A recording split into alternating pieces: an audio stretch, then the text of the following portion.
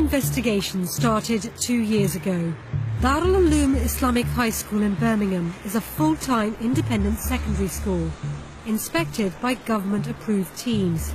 It's required to teach tolerance and respect for other religions. But we went undercover because we had gathered evidence of extreme intolerance. Our reporter started here as a volunteer. He was allowed to sit in on some lessons like maths, but they wouldn't let him into their Islamic classes.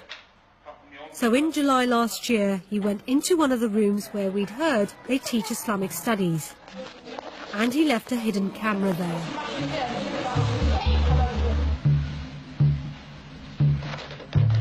At first, our camera records exams and prayers. Then the pupils are arranged into rows for a school assembly.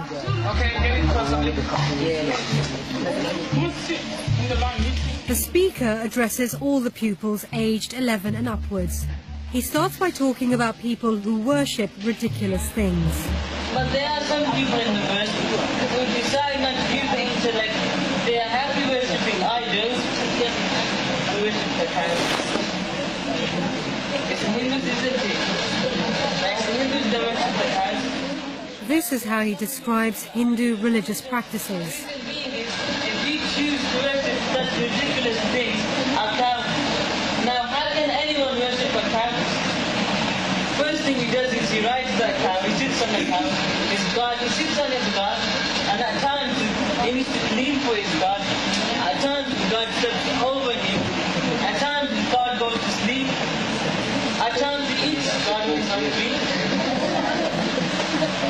Yeah, cows. And funny enough, they drink the piss of a cow. He says it's not the first time he's given this speech.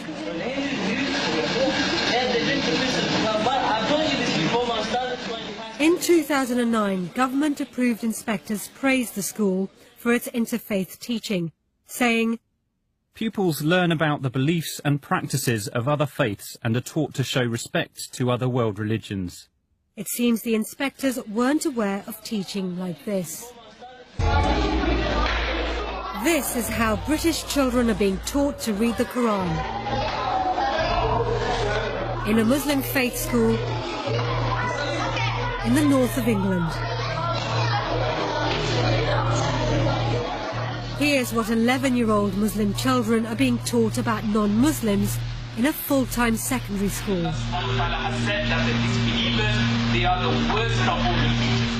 And what they're told about other Muslims. A person who's got less than a fistful beard, then you should stay away from him the same way you stay away from a serpent or a snake. He puts a question to the children about Hindus and other idol worshippers. Do they have any intellect? No. Meaning Allah subhanahu wa ta'ala. When the speaker comes closer to the camera, he only looks about 18 or 19 years old. Darul Uloom School says its pupils are taught to preach the message of Islam, and it seems our camera has filmed a senior student practicing. While he was preaching, there were teachers and other senior students keeping order in the room. But they did nothing to contradict his teachings. They told the children to be quiet and pay attention to the speaker. This is one of 38 secondary schools set up by different Islamic organizations to train the next generation of imams and community leaders. There are at least 2,000 madrasas in the UK, teaching more than 100,000 children how to recite the Quran. The children here are as young as 5. On the first day of filming, our camera records a brief moment, which suggests that the reports we've heard of regular violence might be true. A teacher patrols the room, and then he kicks a boy. Then he walks down the line.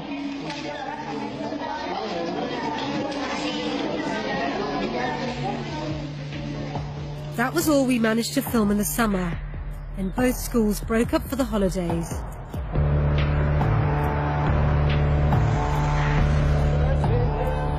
On the first day of the new term in September, we went back to Darul Uloom, Birmingham. The very first assembly back is taken by a senior teacher.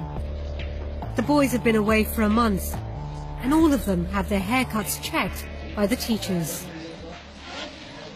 Children with non-Muslim haircuts are sent to stand against the wall.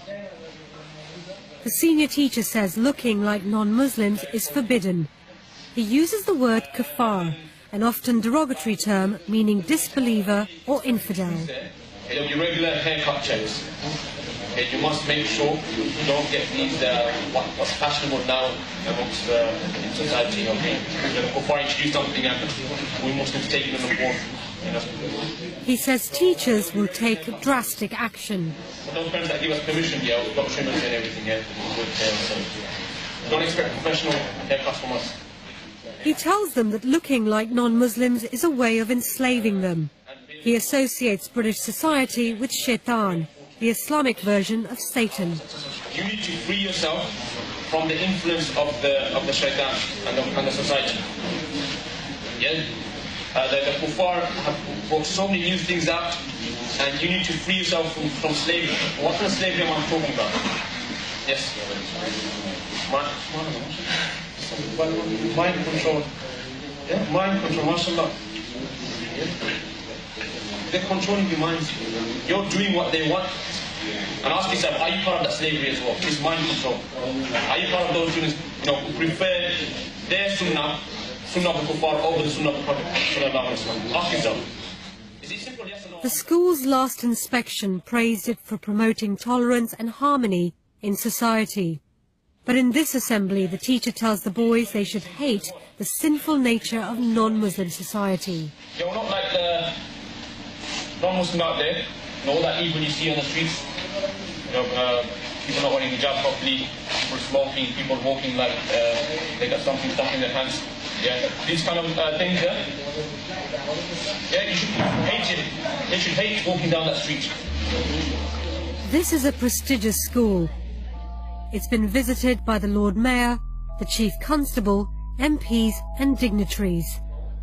The school says it has a community involvement programme to prepare students for outside life. We are going into full-scale social segregation and separation. And unless we tackle this now, we will reap the whirlwind. What did you think about the repeated use of kafar? Never would a kafir enter Jannah until a camel enters the eye of a needle. It's like the N-word. It's a term of abuse, a term of censure, condemnation. Some of the teachings that we've shown you, do you think they could be described as hate teachings? There's no shadow of doubt. When you teach children that they should be intolerant of other faiths, have no respect for them, you're breeding hostility, antipathy and animosity to others. If that's not hate,